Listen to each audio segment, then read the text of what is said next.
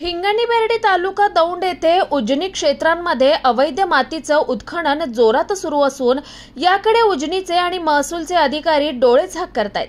काही दिवसांपूर्वी मलठण, राजेगाव, नायगाव, वाटलूज या ठिकाणी वनक्षेत्रातील बेसुमार वृक्षतोड आणि माती उत्खनन झाल्यानं एक अधिकारी आणि 2 कर्मचारी निलंबित केले होते।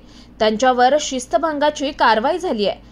आता मात्र उजनीच्या क्षेत्रामध्ये बेसुमार माती उत्खनन सुरू असताना उजनीच्या आणि महसूलच्या कर्मचाऱ्यांवर कारवाई होणार का याकडे ग्रामस्थांचं लक्ष लागलंय। या तांबड्या सोन्यातून माती माफिया आणि उजनी व महसूलचे अधिकारी मालामाल झालेले पाहायला मिळतात। गेली महिनाभरापासून हा माती उपसा सुरू असून हजारो ब्रास मातीचे चोरून नेलेली आहे। त्यामुळे या ठिकाणी मोठमोठे खड्डे पाहायला मिळतात। यावर सोयीस्करपणे अधिकारी का दुर्लक्ष करतायत, यातूनच अधिकाऱ्यांचे माती माफियांवर प्रेम उतू चाललेलं दिसून येत आहे।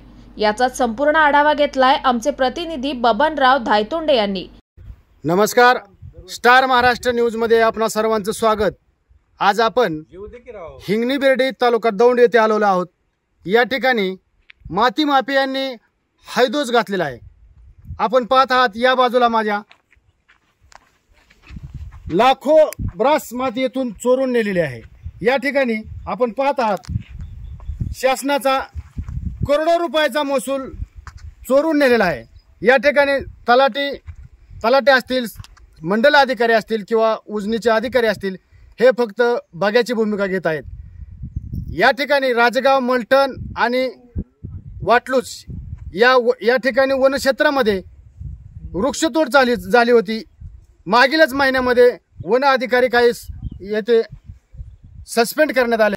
या ठिकाणी आपल्यासोबत काही नागरिक जोडून आहेत, त्यांच्या काय प्रतिक्रिया घेणार आहोत आपण। तर मला सांगा, तुमचं नाव सांगा प्रथम। शबुराव नवनाथ ढवळे, मी ताल्ला रहिवासी असून गेल्या 2 महिन्यापासून इथं अवैध माती उत्खनन चालू होतं।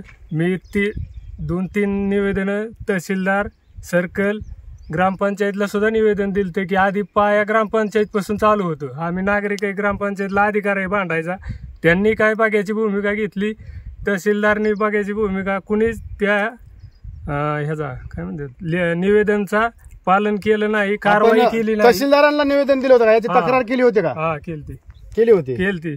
तहसीलदार बी आहे, अरुणजी शेलार यांना देखील यांनी तक्रार केली होती, पण या ठिकाणी काही कारवाई झाली नाही असं त्यांचं म्हणणं आहे। का अजून काय सांगाल? या मातीमुळे तुम्हाला गावाला काय त्रास होतोय?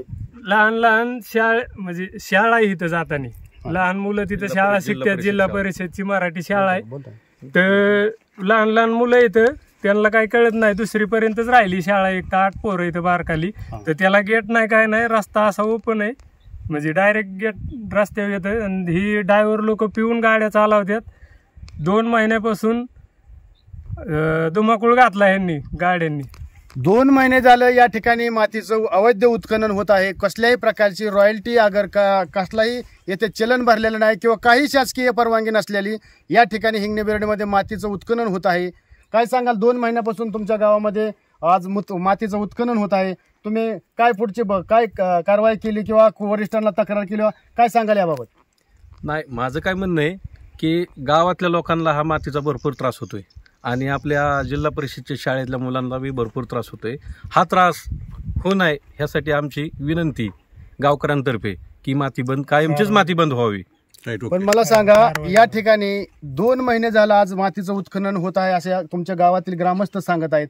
मग 2 महिन्यापासून तुम्ही का कारवाई केली नाही किंवा का तक्रार केली नाही, का मज्जाव केला नाही या माती माफियांना? हे माती माफिया शासकीय मालमत्तेची एवढ्या मोठ्या प्रमाणात लूट करतायत, आपण उघड्या डोळ्याने बघत आहात, का आपण तक्रार केली नाही? वारंवार तक्रार झाल्यात, पण याची गांभीर्याने दखल घेतली नाही। तर माझी एवढीच शासनाला विनंती की इथून पुढे गावकऱ्यांची दखल घ्यावी आणि कायमचीच माती बंद करून टाकावी। धन्यवाद। कॅमेरामॅन राहुल पोटफडेसह मी Babanrao Dhaytonde, Star Maharashtra News Daund. Babanrao Dhaytonde, Star Maharashtra News Daund.